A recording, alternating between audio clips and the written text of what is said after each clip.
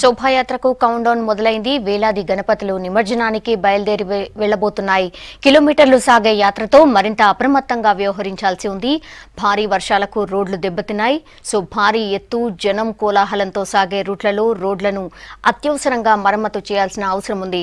సిటీలో ప్రధానంగా మొజంజాహి మార్కెట్, మాలకుంట చౌరస్తా, నారాయణగూడ, ఆర్టీసీ క్రాస్ రోడ్ మార్గంలో రోడ్ల పరిస్థితిని మా కరెస్పాండెంట్ రాజు అందించే గ్రౌండ్ రిపోర్ట్లో చూద్దాం. మరో 48 గంటల్లో ట్యాంక్ బండ్ హుస్సేన్ సాగర్ జనసంద్రంగా మారనుంది. వినాయకుల నిమజ్జనంతో కిక్కిరిసిపోనుంది. అయితే ఇక్కడికి ఇప్పటికే అధికారులన్నీ ఏర్పాట్లు చేశారు. నిమజ్జనానికి సంబంధించిన ఏర్పాట్లన్నీ పూర్తి చేశారు. దాదాపు 30-35 క్రేన్లను కూడా ఏర్పాటు చేయడం జరిగింది. పోలీస్ కంట్రోల్ రూమ్లను కూడా ఏర్పాటు చేయడం జరిగింది. కానీ మరోవైపు నగరంలో కురుస్తున్న వర్షాలకు రోడ్లన్నీ అధ్వానంగా మారిపోతున్నాయి. అసలు వినాయకుడిని తీసుకొచ్చే భారీ గణనాథులను తీసుకొచ్చే రహదారులు ఏ విధంగా ఉన్నాయి, ఆ రోడ్ల పరిస్థితులు ఏ విధంగా ఉన్నాయి తెలుసుకునే ప్రయత్నం చేద్దాం.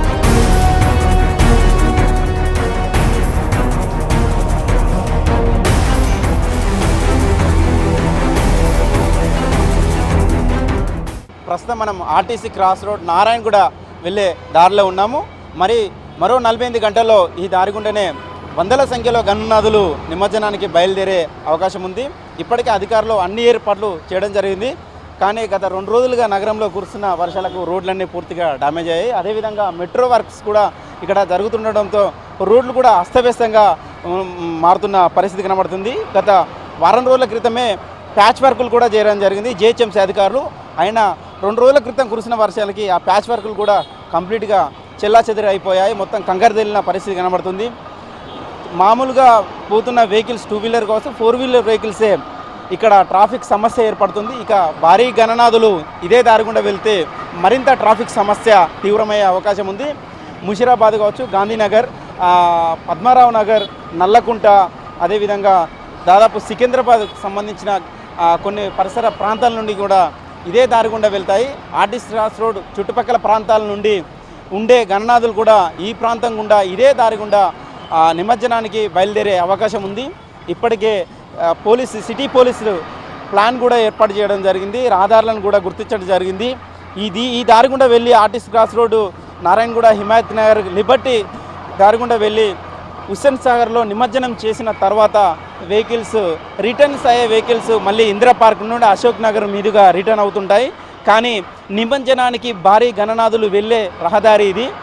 ఈ రహదారిలోనే చెల్లా చెదురుగా మొత్తం కంకర తేలిన పరిస్థితి కనబడుతుంది. భారీ వెయిట్తో హెవీ వెహికల్స్ ఈ దారి గుండా వెళ్ళాలంటే చాలా ఇబ్బందికరమైన పరిస్థితులు ఏర్పడతాయి. గణనాథులతో పాటు భక్తులు కూడా వందల సంఖ్యలో ఈ దారి గుండా వెళ్ళే పరిస్థితి ఉంటుంది. కాబట్టి వాళ్ళకి ట్రాఫిక్ సమస్య మరింత తీవ్రంగా ఉండే అవకాశం ఉంటుంది.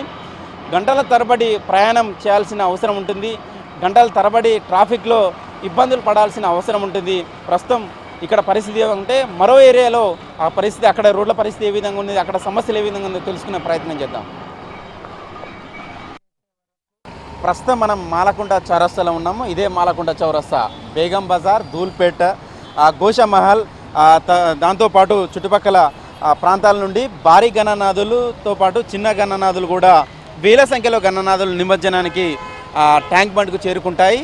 ఇది సిటీలో గ్రేటర్ హైదరాబాద్లో చాలా ఇంపార్టెంట్ ఏరియా. పక్కకే ఎంజే మార్కెట్ ఉంటుంది. ఎంజే మార్కెట్ వెళ్ళే మార్గంలో మాలకుంట చౌరస్తా ఉంటుంది. చిన్న గణనాథులు అయినా పెద్ద గణనాథులు అయినా ఇక్కడ ముందుకెళ్ళి యూటర్న్ చేసుకొని వచ్చి మళ్ళీ అటు వస్తుంటాయి.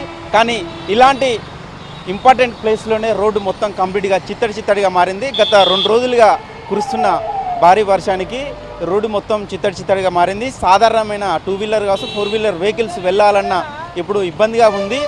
భారీ గణనాథులు వెయిట్తో వస్తున్న లారీలు, అదేవిధంగా డీసీఎం వెహికల్స్ మాత్రం ఇదే దారి గుండా వెళ్తుంటాయి. మరో 48 గంటల్లో నిమజ్జన కార్యక్రమం ప్రారంభం కానుంది. అలాంటి సమయంలో వర్షానికి కంప్లీట్గా రోడ్ అంతా పాడైపోయిన పరిస్థితి మనకు కనబడుతుంది. వందల సంఖ్యలో గణనాథులు ఒకేసారి బయలుదేరుతుంటాయి. అలాంటి సమయంలో రోడ్డు పూర్తిగా అధ్వానంగా మారిపోవడంతో చాలా ఇబ్బందులు పడాల్సిన పరిస్థితి ఏర్పడుతుంది. మరోవైపు ట్రాఫిక్ సమస్యలు కూడా తీవ్రంగా ఉంటాయి. ధూల్పేట, బేగం బజార్, గోషామహల్, మేకల మండి, పురాన్పూల్, జియాగూడ, దారుసలం, బోయగూడ, అదేవిధంగా మంగళహాట్ తదితర ప్రాంతాలు ఇదే రహదారి గుండా ఇదే మార్గం కూడా వస్తుంటాయి. ఆ పక్కకు ఎంజే మార్కెట్ చూసుకుంటే ఫలక్నామా, బాలాపూర్, కోటి, మలక్పేట్, చార్మినార్, బేగం బజార్లోని కొన్ని ప్రాంతాలు ఆ ఎంజే మార్కెట్ గుండా వెళ్తుంటాయి. ఎంజే మార్కెట్ గుండా వచ్చిన గణనాథులతో పాటు ఈ దారి గుండా వచ్చిన గణనాథులు బషీర్బాగ్ మీదుగా ట్యాంక్ బండ్కు చేరుకుంటాయి. బషీర్బాగ్ మీదుగా ట్యాంక్ బండ్కు చేరుకొని అక్కడ ట్యాంక్ బండ్లో నిమజ్జనానికి ఇప్పటికే అధికారులు కూడా అన్ని ఏర్పాట్లు చేశారు. చాలా ఇప్పటికైతే మార్గాలు అన్నిటిని కూడా రూట్ మ్యాప్ కూడా ఇవ్వడం జరిగింది. గ్రేటర్ హైదరాబాద్ పోలీసులు కూడా రూట్ మ్యాప్ ఇవ్వడం జరిగింది. దానికి సంబంధించిన మార్కును కూడా ఏర్పాటు చేసుకున్నారు. కానీ ఈ గత 2 రోజులుగా సిటీలో కురుస్తున్న వర్షానికి రోడ్లన్నీ మొత్తం చిత్తడిగా మారిపోయాయి, అధ్వానంగా మారిపోయాయి. కొన్ని జంక్షన్లోనే ఇలాంటి సమస్య ఏర్పడింది. అలాంటి జంక్షన్లో ఒకేసారి వాహనాలు కావచ్చు, గణనాథులు కావచ్చు భారీ ఎత్తున రావడం వల్ల చాలా ఇబ్బందులు ఏర్పడే పరిస్థితి అయితే కనబడుతుంది. ఇక్కడ ట్రాఫిక్ కానిస్టేబుల్ ఉన్నారు. ఇక్కడ ఎన్ని వేల గణనాథులు వచ్చే అవకాశం ఉంటే ఎక్కడి నుంచి వస్తాయి, ఇక్కడ పరిస్థితి ఏ విధంగా ఉన్నది, రోడ్డు పరిస్థితులు ఏ విధంగా ఉన్నదో తెలుసుకుందాం. సార్ చెప్పండి, ఇక్కడ పరిస్థితి ఏ విధంగా ఉంది, రోడ్డు పరిస్థితులు ఏ విధంగా ఉన్నాయి?